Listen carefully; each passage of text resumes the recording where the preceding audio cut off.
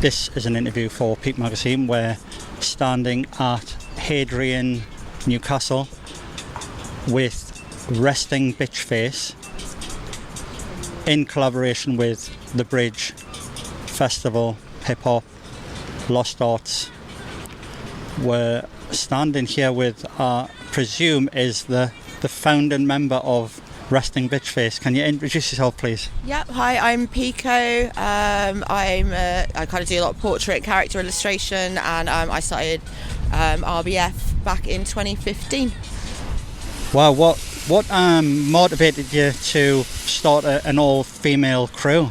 I just knew that there were a bunch of girls in Bristol basically that I liked painting with, and I just thought as well RBF is the perfect name for an all-girl crew just because of the background of the name. The phrase resting bitch face is kind of like a reaction to the whole thing of being told to smile by men, and I just thought it would make such a good name for an all-girl graph crew. Luckily I knew some really amazing female writers and stuff, so we've grown since that time. 2018 we sort of properly gathered together and started doing much more organised walls, and gone from there to doing events and stuff like that, so it's been a brilliant journey. Wow. Do you, with you talking about how it came about, have you received much kickback from, with graph being maybe a male-dominated arena, have you had much kickback with being an all-female crew? I think that there are always people who are a bit does it need to exist? But I also see it as just a friendship group who just all happen to paint, so why not put a name on it? We haven't really had any kickback though. I'd say in Bristol we're really, really lucky with the scene. 90% of people are totally sound, really brilliant, really collaborative. So big up Bristol, big up all the writers in Bristol for that. It's a really, really nice scene compared to others. So we still paint with other people. We still paint with all the lads we used to paint with before. It's just nice to go on these weekend trips as girls and do something, get a bit girly, talk about stuff at the wall. Yeah, it's primarily around friendship, and I think that's something that crews should be. I think you should get on with all the people you paint with. It shouldn't just all be about how your art works together and stuff. I think liking each other is really, and respecting each other is really important for that process. Wow, I'm kind of pleased you're from Bristol, because I have never been to Bristol, but does it look as cool as it seems on TV and documentaries? Is it still got that vibe about Bristol? Yeah, there's still a lot of support for graffiti, and it's one of those cities that people go when they want to paint on walls, basically. So it is still very much that. Like anything, it goes up and down, in terms of support with the public and with the council and funding and things like that. But on the whole, people are really creative there. People are always finding an excuse to paint, and I think that it's a lot more wholesome than people realise. A lot of people see graffiti as this really aggressive, dirty, illegal thing, and it doesn't have to be. I mean, there is a lot of fun in that, don't get me wrong. I started out bombing and tagging and stuff like that, but I think it's important to have fun with it and not get too caught up in the competitiveness almost. I don't like to get too involved, and I think I'm just too old now as well. I'm not the same person I was when I started, and it's nice to have other people to paint with who are like that. So the scene's pretty chill in Bristol compared to other places, and a big part of it is just the personalities there, I think. Wow, cool. When did you actually start getting into it? Have you been doing this for a long time, or is this more of a recent thing?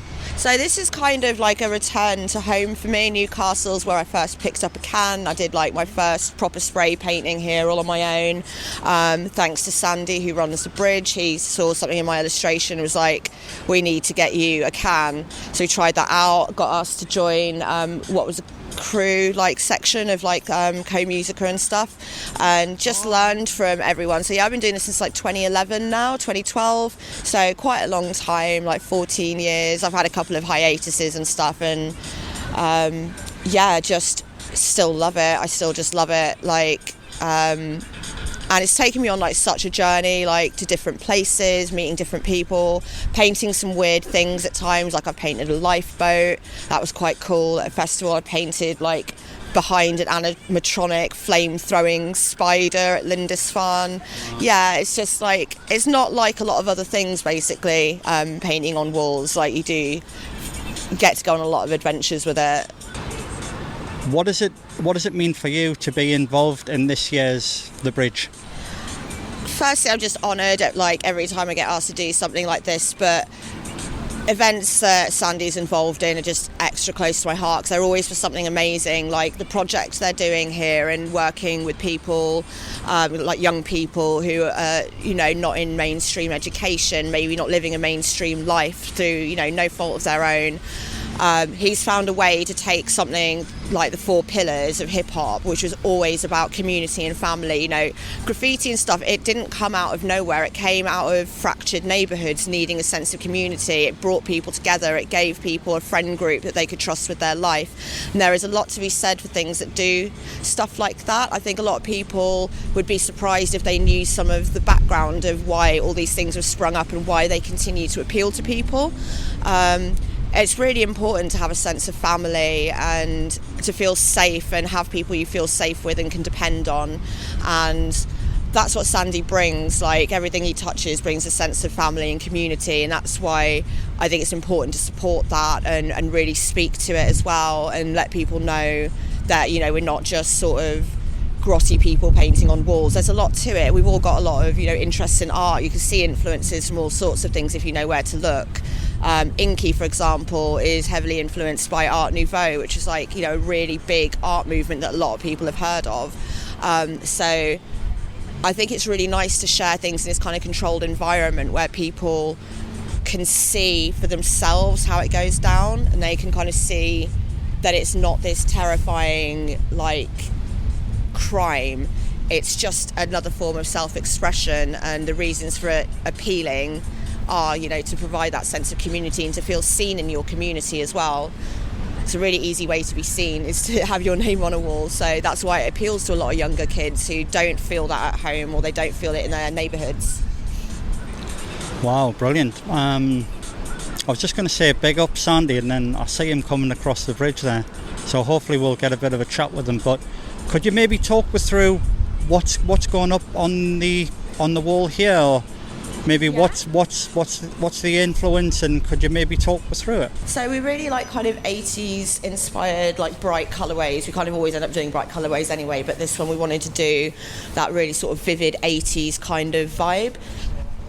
And so there's this thing that I didn't even know until Flux said, but it's called Memphis specifically, which is those crazy 80s backgrounds, like from the Fresh Prince of Bel-Air, intro credits and stuff like that. So we had a look at that. We put some colours together, some neons, and that's just the vibe. We're gonna do some of the patterns and stuff in the background.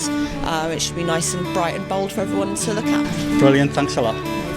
Do you want us to move? Because it's not